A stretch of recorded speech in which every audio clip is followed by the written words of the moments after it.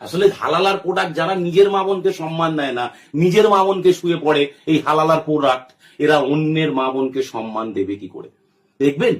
সাহেব আমি তোকে প্রমাণ করে দিচ্ছি তুই নিজেও একটা হালালার প্রোডাক্ট, বুঝলি?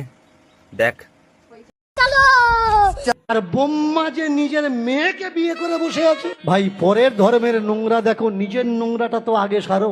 ব্রহ্মা জন্ম দিল সরস্বতীকে, আর সেই সরস্বতী বিয়ে করলো আবার কাকে? ব্রহ্মাকে। এবার বলুন, এতে পিতামহ ব্রহ্মার গায়ে দাগ লাগছে কিনা? যাকে আমরা মা সরস্বতী বলছি, তাহলে বাবাকে কে বিয়ে করেছে? মা সরস্বতী।